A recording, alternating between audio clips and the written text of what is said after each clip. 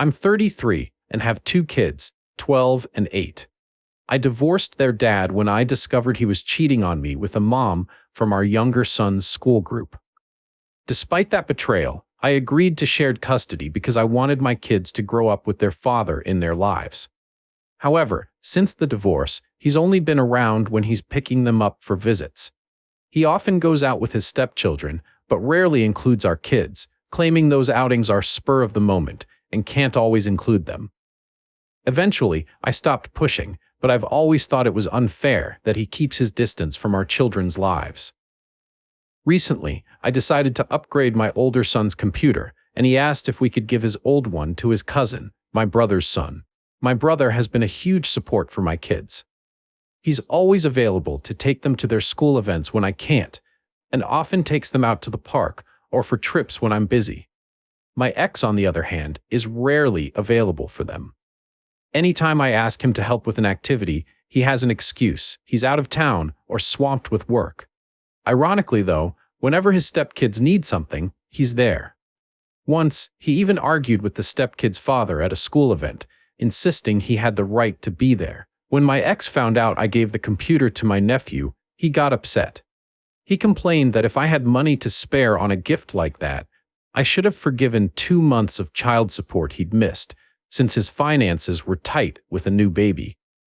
He added that if I could give away a computer, I should have gifted it to either his kids or his stepkids, who share just one computer among the three of them. I told him my finances were none of his business and that I owed nothing to his stepchildren.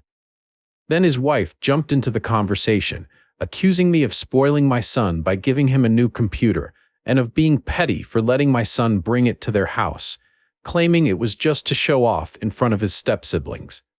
I told her she had no right to speak to me that way or question my decisions. I added that I allow my kids to see their father so they can grow up with him in their lives, not so she can interfere with how I parent.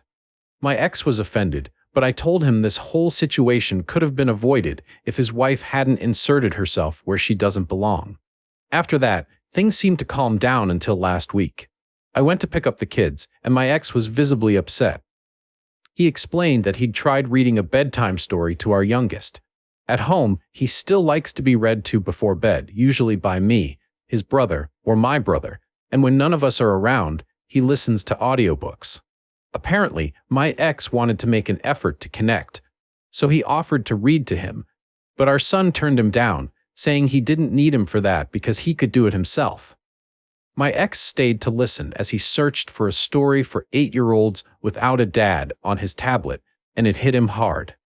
The next day, my ex offered to take our older son to basketball practice, but he replied that he'd be going with his dad. He quickly corrected himself and said, "Uncle." That made my ex even angrier, and when I came to pick up the kids, he confronted me about it. I told him that if our kids feel like they don't have a father, he has only himself to blame. He tried to shift the blame onto me, saying I was the one pushing him away from his role. I told him it's up to him to show up for his kids, not something I can do for him. I reminded him he was the one who broke our family, and he's chosen to be more involved with his stepkids than with his own children. I told him not to kid himself. The kids are growing up, and they're starting to see the reality of who he is as a father. If he keeps this up, he can't expect much from them in the future. After that exchange, his mom called me. While she's always been polite to me, I felt the need to say that I would have appreciated this same concern from her when she supported her son's affair, knowing her grandchildren were losing their father in the process. She hung up, and we haven't spoken since. My brother advised me that I had every right to express how I feel, but he suggested that maybe this discussion shouldn't have happened in front of the kids. Later, my ex texted me saying that if I weren't so difficult, he'd spend more time with them. I told him his duty as a father doesn't depend on whether I'm easy or not, and he knows I've never prevented him from seeing the kids. The truth is, when he has to choose, he prefers outings with his stepkids over his own children, and that's something only he can change. Some of original poster's comments. Custody agreement. The agreement was to split the time 50-50 with the new baby. Now, he says he doesn't have space for both kids and only picks them up on weekends. When they're at his place, he doesn't take them anywhere. The weekend goes by, and he goes out with his stepchildren and his wife. Even when they used to stay with him half the week, it was the same story. The current custody agreement. The current agreement is that he can have them whenever he wants. To make it clearer, if they want to have breakfast with me on Monday and dinner with him, that's valid. Here's the thing. Now that the agreement is like this, he sees them less than when he was supposed to have them half the time. I don't know if this makes it clearer now, and we're not from the United States. Commenter, I'm also a bit suspicious about how you somehow know all these details about his relationship with the stepkids. That seems suspect. You say at the end of the post that she's been accused of being difficult. Fine, her anger is justified. But if she's fought for primary custody, or if the ex has to go through her to get things like extracurricular schedules, then she's contributed to this situation as well. Original poster replied, "My older son is friends with his father, step-siblings, and stepmother on Facebook. That's how he has seen and shown me things. I've also found out about other outings because when my mother-in-law called me, she would mention why the kids didn't go to a certain place with their father. She thought I wasn't giving permission and scolded him for lying about me not wanting them to spend time with their step-siblings. Difficult, in the sense that I don't want anything more than two parents who respect each other and take care of their children. No favors, no discussions about things that don't concern the kids. There was no custody battle." Commenter, your 8-year-old son. I have an 8-year-old as well, so don't try and lie here. Was searching for audiobooks relating to 8-year-olds who don't have a dad? Unprompted on his own? You expect us to believe this? Original poster replied, I wasn't there. That's just how my ex told me about it. I didn't mean it literally, more like when you search for kids' stories and see what pops up. That's how I saw it. Why my son searched for it like that, I have no idea. I asked him why he used that title, and he just said he wanted a story. Update 12 days later. These past days have been a bit unusual. First, I want to thank all of you. I didn't expect to receive so much advice, and I never thought this app would be so useful. It's not very popular in my country. Now back to the topic. My ex sent me messages saying he wanted to resolve things, stop arguing, and talk to me. I agreed. He came to my house, and we didn't beat around the bush, we went straight to the point. He asked me if I really thought he was a bad father. I replied that, looking back now, I never would have chosen him to be the father of my children. He said it wasn't easy for him, and I answered that it wasn't easy for me either, because I take on both his role and mine. He told me he couldn't leave his stepchildren without a father because he had already broken their family. And I replied that he had left his own children without a father. He started crying and told me it was my fault, saying that when the infidelity happened, I refused to forgive him or go to couples therapy. I kept telling him things, I'll admit they weren't kind, but none of them were lies. He asked me if, given his current state, I didn't feel sorry for him, and I said no. He told me he didn't think I could be so cruel, and I replied that when I changed jobs, pulled my kids out of school 2 months before the end of the term, moved houses, and watched him disappoint our kids over and over again, any empathy I might have felt turned into apathy. He left after that. His mother called me and said she knew what I had told her son, that he hadn't stopped crying, and that she didn't understand how I could carry so much hatred to hurt her son like that. She said I should just get over it. I answered, with all due respect, what I said wasn't out of hatred, but out of truth. If your son is crying, it's because he's finally facing the consequences of his actions. Maybe instead of worrying about how he feels now, you should have taught him to take responsibility and treat people with respect. She said, I didn't know what it was like to feel a mother's love and see a child suffer, and I replied that I did understand because I have 2 children who cry over a living father. 2 children who see their dad being a father to other kids when he doesn't have time to be their father. She said he was sorry, and I told her not to put words in his mouth and to stop calling me about anything related to her son. I hung up. I wanted to cry so badly, but I'm a damned mother. And I don't have time for that. I want my kids to feel safe, loved, and strong enough not to need anyone, not even me, to be themselves. Last Thursday, I took my kids to their cousin's birthday party, hosted by my ex-sister-in-law. I still have a good relationship with her. She was the one who told me about the infidelity and that her mother was already encouraging it. My ex showed up alone and irritated. My kids kept their distance from him. They kissed his hand, but then ignored him completely.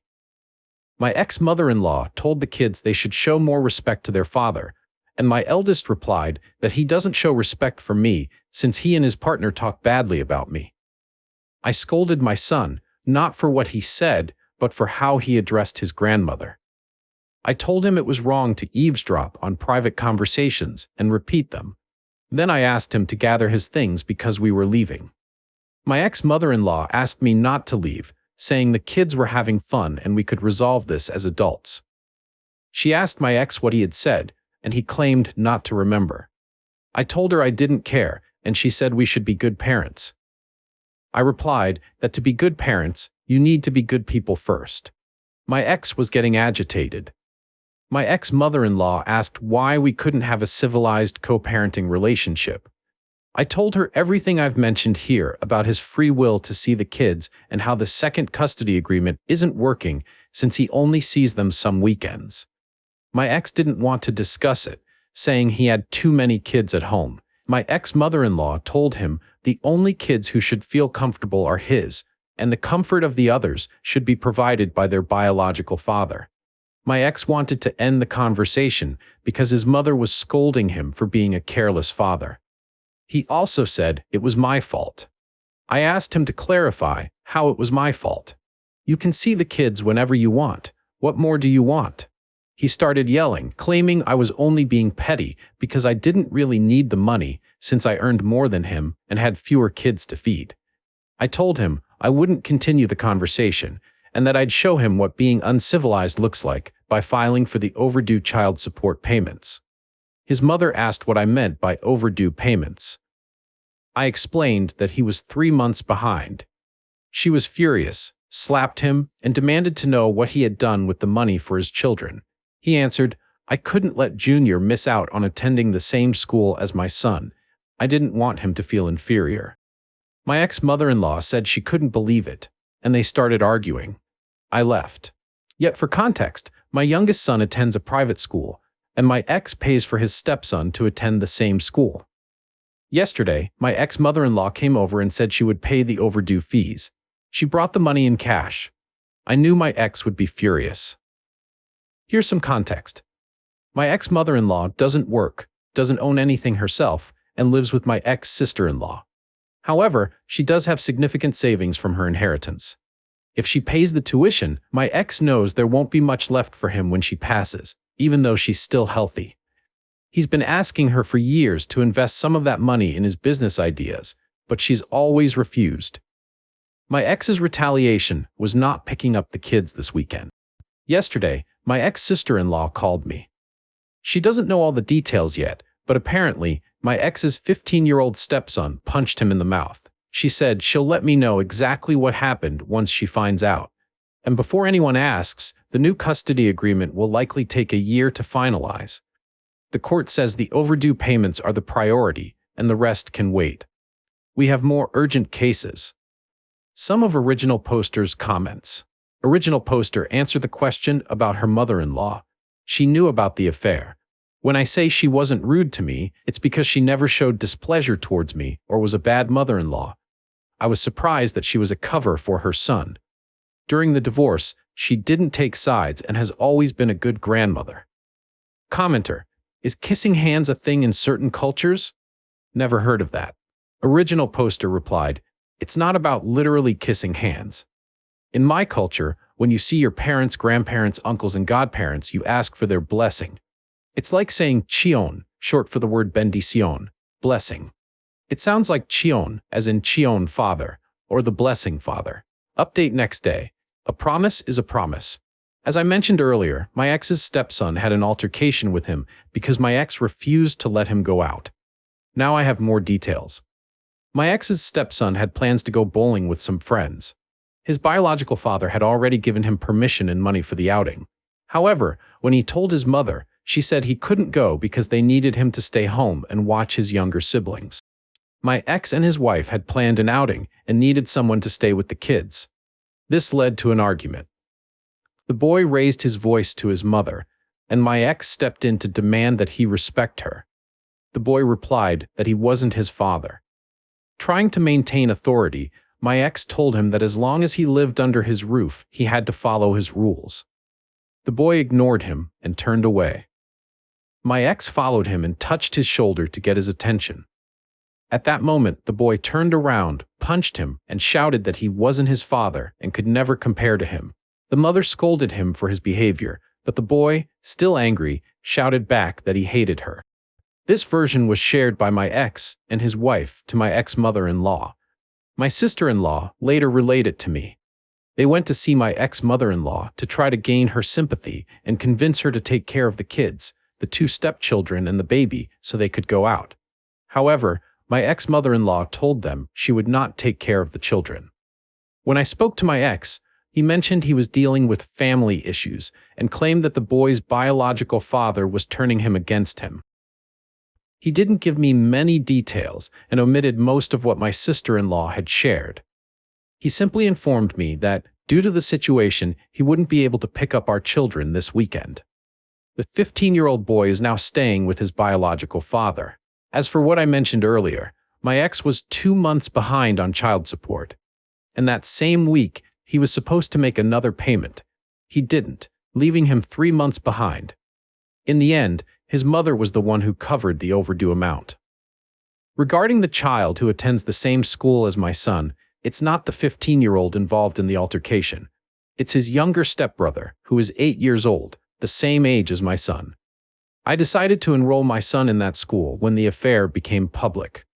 At the time, I was working as a kindergarten teacher at the same school, and the boy had been one of my students. We all knew each other, and to protect my children from rumors, I transferred them to a private school. This happened 2 months before the school year ended. Thanks to the circumstances and the support of some kind people, we managed to get them admitted. Some of original poster comments. Commenter, the thing I don't understand is that your ex complains that you have more money.